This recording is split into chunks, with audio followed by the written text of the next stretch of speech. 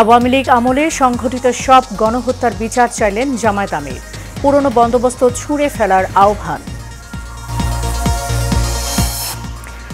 যারা গণতন্ত্রে বিশ্বাসী নয় তারা আবারও জোট পাকাচ্ছে বললেন মির্জা ফখরুল। সংকট সমাধানে দ্রুত ভোটের দাবি। পিআর ও সংস্কার ইস্যুতে ঐকমত্য হলেই নির্বাচন বললেন নাহিদ ইসলাম। চলতি মাসে জুলাই ঘোষণাপত্রের দাবি। এবং গোপালগঞ্জে আজ রাত ৮টা থেকে আগামীকাল সকাল ৬টা পর্যন্ত ফের কারফিউ। ৪ মামলায় গ্রেফতার ২৮৩ জন।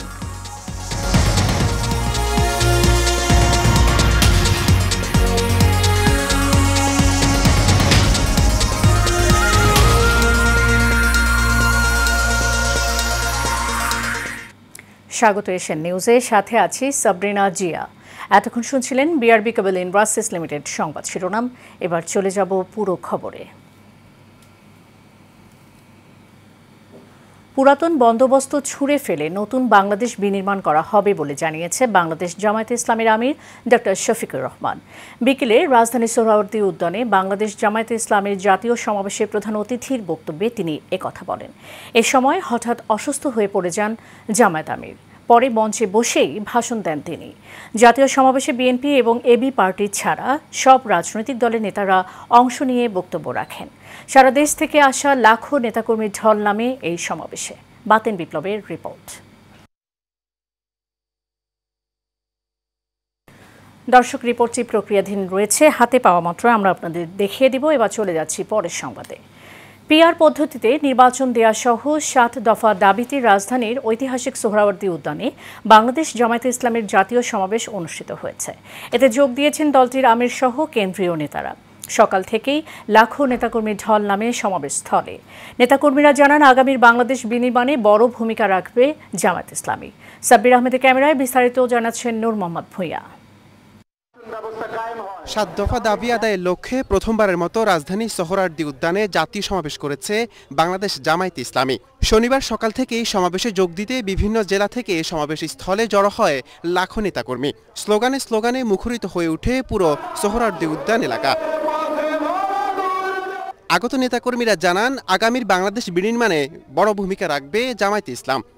আগামী দিনের বাংলাদেশ হবে ইসলামের বাংলাদেশ, আগামী দিনের বাংলাদেশ হবে আল কোরআনের বাংলাদেশ। সন্ত্রাসমুক্ত, দুর্নীতিমুক্ত বাংলাদেশ আমরা চাই। দেশ থেকে দুর্নীতিবাজ, সন্ত্রাস দূর হবে, সেটাই হলো আজকের সমাবেশ থেকে আমাদের বার্তা। তবে সংস্কার এবং পিআর পদ্ধতি নির্বাচনের দাবি দলটির। আগে সংস্কার এবং পিআর পদ্ধতিতে নির্বাচন, এরপরে গিয়েই বাংলাদেশের নির্বাচন অংশগ্রহণ করবে বাংলাদেশ জামাত ইসলাম ইনশাআল্লাহ। সমাবেশ থেকে জামাত ইসলামের দাবি থাকবে এদেশে শান্তিপূর্ণভাবে যাতে পিআর পদ্ধতিতে নির্বাচন হয়। জাতীয় নির্বাচনে নিজ দলের শক্ত অবস্থানের কথাও জানান অনেকেই। আমরা চাই যে দাঁড়িপাল্লা মার্কা নিয়ে আমরা বিজয় লাভ করতে পারি। এটি দেশের গণমানুষের সমাবেশ। জামাত ইসলামের যে ৭ দফা দাবি, এটা দেশের গণমানুষের দাবি। সংস্কার করতে হবে, সংস্কার করেই নির্বাচনে যাবে জামাত ইসলাম ইনশাআল্লাহ। জামায়াতের এই জাতীয় সমাবেশ সফল করতে দায়িত্ব পালন করছে ২০,০০০ স্বেচ্ছাসেবক। নূর মোহাম্মদ ভূঁইয়া, এশিয়ান টেলিভিশন, ঢাকা। যারা গণতন্ত্র বিশ্বাস করে না, যারা জনগণের ক্ষমতায় বিশ্বাস করে না, তারা আবারও ক্ষমতায় ফিরে পাওয়ার জন্য জোট পাকাচ্ছে বলে মন্তব্য করেছেন বিএনপি মহাসচিব মির্জা ফখরুল ইসলাম আলমগীর। সকালে গণতন্ত্র মঞ্চ আয়োজিত এক অনুষ্ঠানে এসব কথা বলেন তিনি। জানান সরকার জুলাই সনদ সংস্কার এবং নির্বাচন দিতে যতই দেরি করবে ততই অপশক্তির সুযোগ পাবে। সোহাগ মিয়ার ক্যামেরায় কাউসার আহমেদের রিপোর্টে দেখুন বিস্তারিত। জুলাই আগস্ট গণ অভ্যুত্থানের বর্ষপূর্তিতে গণ অভ্যুত্থানের প্রত্যাশা ও দেশের গণতান্ত্রিক উত্তরণের পথ শীর্ষক আলোচনা সভা অনুষ্ঠানে বক্তব্য রাখেন বিভিন্ন রাজনৈতিক দলের নেতারা। এই গণ অভ্যুত্থানের পরে আমরা যে গণতন্ত্র, আমরা যে মানবিক চর্চার কথা দেখেছি, শুনেছি বা ভেবেছি, সেই মানবিক চর্চার কথা ভুলে যাচ্ছেন। কারা ভুলে যাচ্ছেন? আমি দেখছি যারা বেশি পেয়েছেন তারা ভুলে যাচ্ছেন। সেগুলো ডাক পার্শ্বিন্য করে বাংলাদেশ নতুন কাঠামোতে, নতুন গণতান্ত্রিক পদ্ধতিতে বাংলাদেশ পরিচালিত হবে, এমন বৈপ্লবিক প্রত্যাশা থেকেই 24-এর অভ্যুত্থানে বাংলাদেশিরা অংশগ্রহণ করেছিলেন। পতিত ফ্যাসিস্টরা অর্থাৎ বিদেশি দোসররা পুরো প্রক্রিয়াকে তারা নানাভাবে ক্ষতিগ্রস্ত করতে পারে। নানান লক্ষণ আমরা দেখছি। মিটফোর্ডে যেভাবে একটা হত্যা করা হয়েছে এবং যেইভাবে তার ভিডিও ফুটেজ, ন্যারেটিভ হাজির হয়েছে, পরিষ্কারভাবে ষড়যন্ত্র চলছে। একটা আনন্দ ভালোবাসা যে অভ্যুত্থানের পরে তাদেরকে দায়িত্ব দিয়েছিল 11 মাসে, যদি আপনি বলেন যে 10-এর মধ্যে তাদেরকে কত দিবেন, আমি 4-5 দেবো তাদেরকে, 4-5 দিলেও কষ্ট হয়। অনুষ্ঠানের প্রধান অতিথি হিসেবে উপস্থিত ছিলেন বিএনপি মহাসচিব মির্জা ফখরুল ইসলাম আলমগীর। এ সময় তিনি বলেন, ফ্যাসিস্টরা নানানভাবে ষড়যন্ত্র করে ক্ষমতায় আসার চেষ্টা করছে। যত দিন যাচ্ছে ততই যারা গণতন্ত্রে বিশ্বাস করে না, যারা জনগণের অগ্রযাত্রায় বিশ্বাস করে না, যারা একটা শোষণহীন সমাজ গড়ে ওঠার যে রাজনীতি, সে রাজনীতি বিশ্বাস করে না, তারা আবার জোট পাকাচ্ছে। আমার কাছে মনে হয়েছে যে ফ্যাসিস্ট শক্তি যাকে আমরা বিচারিত করতে সক্ষম হচ্ছিলাম, তারা ভেতরে ভেতরে আবার সংগঠিত হচ্ছে এবং ক্ষমতা ফিরে পাওয়ার চক্রান্তে লিপ্ত হয়েছে। মির্জা ফখরুল বলেন, রাজনৈতিক দলগুলোর দায়িত্বহীনতার কারণে নতুন বাংলাদেশ গড়ার সুযোগ হাতছাড়া হতে পারে। প্রতিবার একটা করে উত্থান হবে, জনগণ প্রাণ দেবে, আমাদের ছেলেরা প্রাণ দেবে এবং একটা সুযোগ তৈরি হবে। আর আমরা আমাদের দায়িত্বহীনতার কারণে আমরা সেই সুযোগ হারাবো, এটা হতে দেওয়া উচিত নয়। আমি এই সরকারের প্রতি আহ্বান জানাতে চাই যে আপনারা দয়া করে, বহুবার বলেছি, আবারও বলছি, যে কাল বিলম্ব না করে যত দেরি করছেন ততই কিন্তু পরিস্থিতি আরো ঘোরাতে হচ্ছে। জানান, সরকার যত দেরি করবে ততই অপশক্তি সুযোগ কাজে লাগাবে। তাই দেরি না করে দ্রুত নির্বাচন দিলেই সব সমস্যার সমাধান হবে। সরকারকে আহ্বান করব, অযথা বিলম্ব সৃষ্টি না করে সমস্যাগুলোকে চিহ্নিত করে রাজনৈতিক দলগুলোর সঙ্গে কথা বলুন, কথা বলে সেই সমস্যা শেষ করে নির্বাচনের দিকে এগিয়ে যান। কাউসার আহমেদ, এশিয়ান টেলিভিশন, ঢাকা।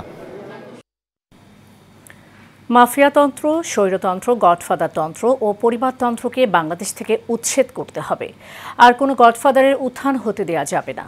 দুপুরে কক্সবাজার পাবলিক লাইব্রেরির শহীদ দৌলত ময়দানে জাতীয় নাগরিক পার্টির আহ্বায়ক নাহিদ ইসলাম একথা বলেন। তিনি বলেন, জুলাই মাসের মধ্যেই জুলাই ঘোষণাপত্র হতে হবে। কে পিআর বুঝে আর কে পিআর বোঝে না, এই জন্য সংস্কার আটকে থাকবে না। 3 আগস্ট শহীদ মিনারে আমরা জমায়েত হচ্ছি, জুলাই সনদ আদায় করবই। সমাবেশে এনসিপির দক্ষিণাঞ্চলের মুখ্য সংগঠক হাসনাত আবদুল্লাহ বলেন, নোবেলের আশায় সেফ এক্সিট নিশ্চিত না করে শেখ হাসিনা রোহিঙ্গাদেরকে আশ্রয় দিয়েছেন। এনসিপির মুখ্য সংগঠক নাসিরউদ্দিন পাটোয়ারির সঞ্চালনায় সমাবেশে এনসিপির সিনিয়র যুগ্ম সদস্য সচিব ডক্টর তাসনিম জারা, যুগ্ম সচিব SM জুজাউদ্দিন বক্তব্য দেন। আমরা বলেছি জুলাই মাসের মধ্যে জুলাই ঘোষণাপত্র এবং জুলাই সনদ হতে হবে।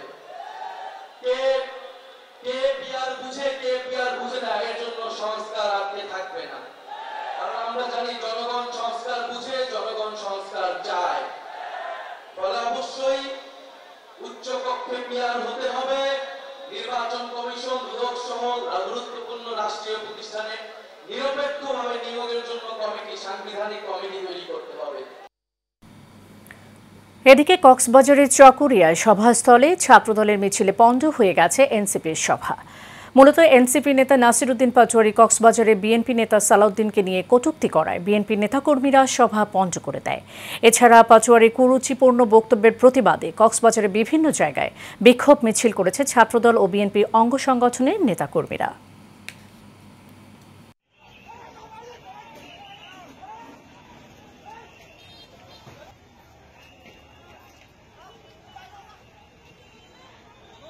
গোপালগঞ্জে আজ রাত 8টা থেকে আগামীকাল সকাল 6টা পর্যন্ত কারফিউ ফের বহাল করা হয়েছে। আজ জেলা প্রশাসনের পক্ষ থেকে বিষয়টি নিশ্চিত করা হয়েছে। এর আগে আজ রাত 8টা পর্যন্ত কারফিউ শিথিল থাকার কিছুটা স্বাভাবিক হয় জনজীবন। এদিকে সংঘর্ষ ও হামলার ঘটনায় সন্ত্রাস বিরোধী আইনে আরও একটি মামলা করেছে পুলিশ। এ নিয়ে জেলায় মামলা হয়েছে 4টি। এসব মামলায় 283 জনকে গ্রেফতার করা হয়েছে।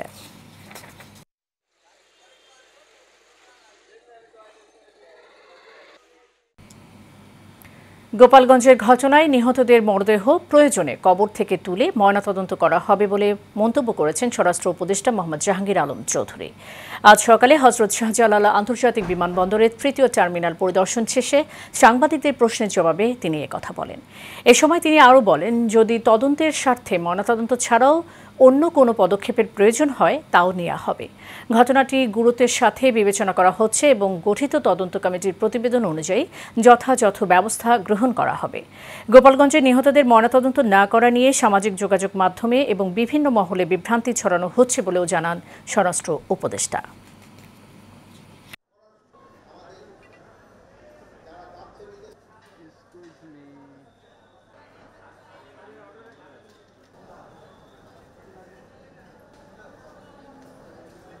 কয়েকটা যে দেখছেন যে ডেড বডি তারা নিজেরই চলে গেছে, তো ময়নাতদন্ত কিভাবে হবে? ওইগুলি যদি দরকার হয় আবার ময়নাতদন্ত হবে। ডেড বডি তো ইচ্ছের থেকে যদি প্রয়োজন হলে উত্তোলন করে তো ময়নাতদন্ত করা যায়। নির্বাচন নিয়ে কোনো অনিশ্চয়তা নেই বলে জানিয়েছেন অন্তর্বর্তী সরকারের প্রধান উপদেষ্টার প্রেস সচিব শফিকুল আলম।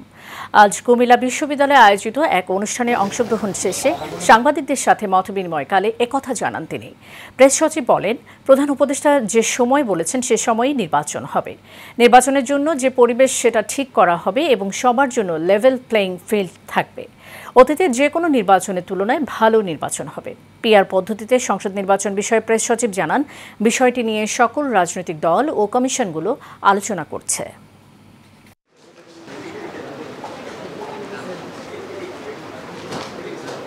নির্বাচন ঠিক যে সময়ে বলা হয়েছে ঠিক সে সময়ে হবে। নির্বাচন নিয়ে কোনো ধরনের কোনো অনিশ্চয়তা নাই। নির্বাচন ভালো হবে, নির্বাচনের জন্য যে পরিবেশ সেটা ঠিক করা হবে এবং লেভেল প্লেইং ফিল্ড থাকবে সবার জন্য। সেনাবাহিনী প্রধান জেনারেল ওয়াকারুজ্জামান বলেছেন, বৈশ্বিক চ্যালেঞ্জ মোকাবেলা করে দেশকে এগিয়ে নিতে শৃঙ্খলা ও মানবিক মূল্যবোধের উপর গুরুত্ব দিতে হবে। মানবিক ও ভালো মানুষ না হলে দেশের উন্নতি সম্ভব নয়। আজ মিরপুর সেনানিবাসে military institute of science and টেকনোলজিতে mechanical engineering and applied science বিষয়ক ৩য় আন্তর্জাতিক সম্মেলনের সমাপ্তি অনুষ্ঠানে প্রধান অতিথির বক্তব্যে এসব কথা বলেন তিনি। সেনাবাহিনী প্রধান বলেন, শৃঙ্খলা মেনে চললে দেশই লাভবান হবে। উন্নয়নের জন্য প্রকৌশল শিক্ষার গুরুত্ব অপরিসীম বলেও জানান তিনি।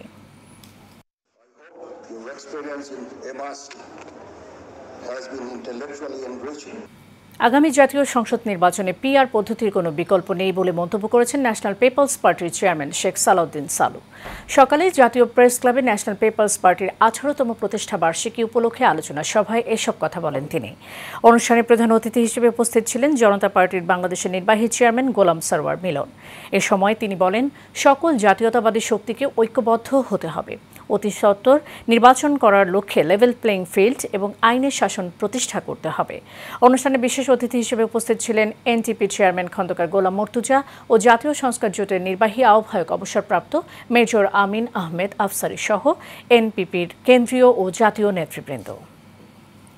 আমরা জাতীয় সরকার নন্দিত কথা সাহিত্যিক হুমায়ুন আহমেদের 13তম মৃত্যুবার্ষিকী আজ। 2012 সালের এই দিনে যুক্তরাষ্ট্রে চিকিৎসাধীন অবস্থায় মৃত্যুবরণ করেন তিনি। মৃত্যুবার্ষিকী উপলক্ষে আজ নুহাশপল্লীতে নানা আয়োজন করা হয়েছে। গতকাল রাতেই দুই ছেলে নিনিত ও নিশাতকে সাথে নিয়ে নুহাশপল্লীতে আসেন স্ত্রী মেহের আফরোজ শাওন। সকাল থেকে দেশের বিভিন্ন প্রান্ত থেকে নুহাশপল্লীতে আসতে শুরু করেন লেখকের ভক্তরা। পাশাপাশি বিভিন্ন লেখক ও কবিদেরও আসতে দেখা গেছে। লেখকের জন্মস্থান সহ সারা দেশেই চলছে হুমায়ুন ভক্তদের নানা অনুষ্ঠান। স্বাধীন দেশে 1972 সালে প্রথম উপন্যাস নন্দিত নরকে প্রকাশের পরপরই হুমায়ুন আহমেদের খ্যাতি ছড়িয়ে পড়ে। স্বীকৃতিস্বরূপ তিনি 21 পদক লাভ করেন। এছাড়া তিনি বাংলা একাডেমি পুরস্কার, হুমায়ুন কাদের স্মৃতি পুরস্কার, লেখক শিবির পুরস্কার, জাতীয় চলচ্চিত্র পুরস্কার, বাদশাহ পুরস্কার লাভ করেন।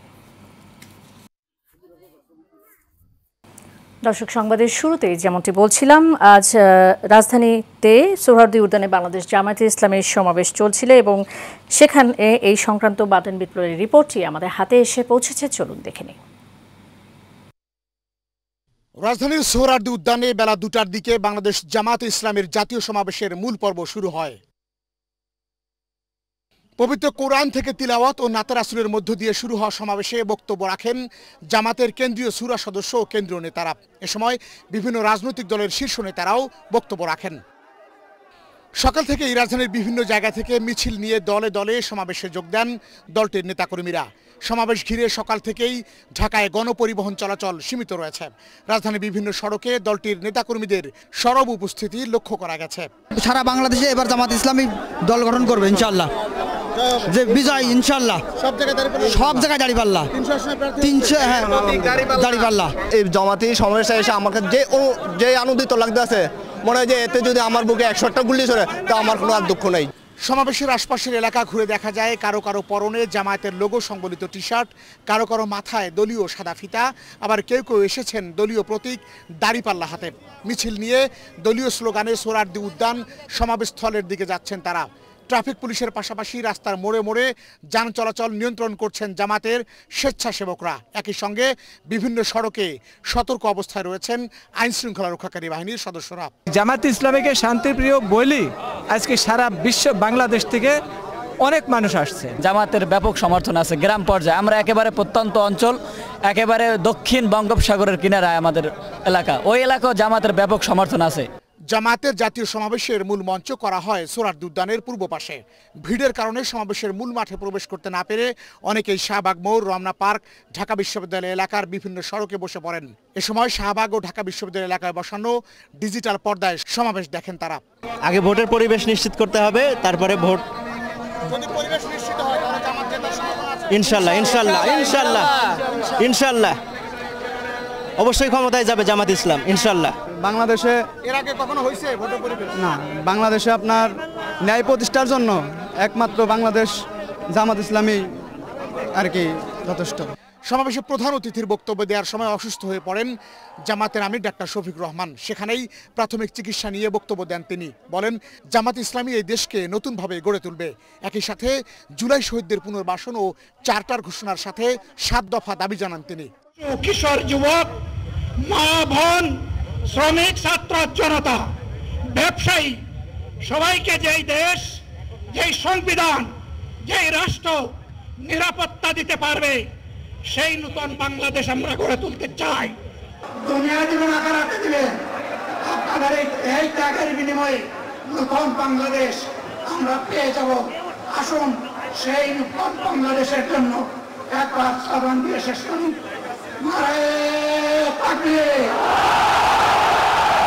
জামাতের আমির বলেন এই দেশে আর কোনো চাঁদাবাজি ও টেন্ডারবাজি চলতে দেয়া হবে না। কৃষক, শ্রমিক, মুটে মজুরের অধিকার প্রতিষ্ঠা হবে বলেও ঘোষণা করেন জামাতের আমির। স্বাধীন বাংলাদেশের মাটিতে বাংলাদেশ জামাত ইসলামের এটি প্রথম জাতীয় সমাবেশ, যেখানে সারা বাংলাদেশের 64টি জেলা তো বটেই, প্রত্যেকটি উপজেলা এবং গ্রাম পর্যায় থেকে বাংলাদেশ জামাত ইসলামীর পাশাপাশি বাংলাদেশ ইসলামী ছাত্র শিবিরের নেতাকর্মীরা সোহরাওয়ার্দী উদ্যানের এই সমাবেশে জড়ো হয়েছেন। এই সমাবেশে 7 দফা দাবির পাশাপাশি জাতীয় ঐক্যই হবে মূল ইস্যু। বাতেন বিপ্লব, এশিয়ান টেলিভিশন, সোহরাওয়ার্দী উদ্যান, ঢাকা। গ্লোবাল উচ্চশিক্ষার স্বপ্নকে আরও এক ধাপ এগিয়ে নেওয়ার লক্ষ্যে আয়োজিত study in Malaysia education fair 2025 উদ্বোধন করলেন মালয়েশিয়ার রাষ্ট্রদূত মোহাম্মদ সুহাদা ওসমান। রাজধানীর 5 তারকা একটি হোটেলে 6 দিনব্যাপী এই ব্যতিক্রমধর্মী শিক্ষা মেলা 18 থেকে 24 জুলাই পর্যন্ত অনুষ্ঠিত হবে। পর্যায়ক্রমে ঢাকা, চট্টগ্রাম ও খুলনায় মেলা চলবে। মালয়েশিয়ার প্রতিষ্ঠান EMGS মেলার আয়োজন করছে, সেখানে শিক্ষার্থীরা সরাসরি মালয়েশিয়া বিশ্বমানের বিশ্ববিদ্যালয়ে ভর্তির সুযোগ পাবেন। এ সময় EMGS এর ঊর্ধ্বতন কর্মকর্তা সহ বাংলাদেশে মেলার আয়োজক নলেজ হাব বাংলাদেশ এর কর্মকর্তারা উপস্থিত ছিলেন। শেষ করব এশিয়ান নিউজ। যাবার আগে BRB কেবল ইন্ডাস্ট্রিজ লিমিটেড সংবাদ শিরোনাম জানিয়ে দেব আরও একবার।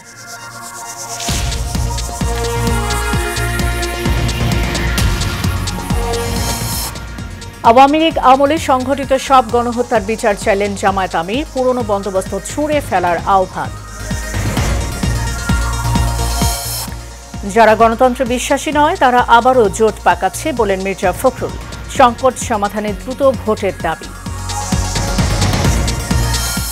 PR ও সংস্কার ইস্যুতে ঐকমত্য হলেই নির্বাচন বললেন নাহিদ ইসলাম। চলতি মাসে জুলাই ঘোষণাপত্রের দাবি। এবং গোপালগঞ্জে আজ রাত ৮টা থেকে আগামীকাল সকাল ৬টা পর্যন্ত ফের কারফিউ। ৪ মামলায় গ্রেফতার ২৮৩ জন। এশিয়ান নিউজ এ পর্যন্তই। পরের সংবাদ দেখার আমন্ত্রণ রইল। ধন্যবাদ সাথে থাকার জন্য।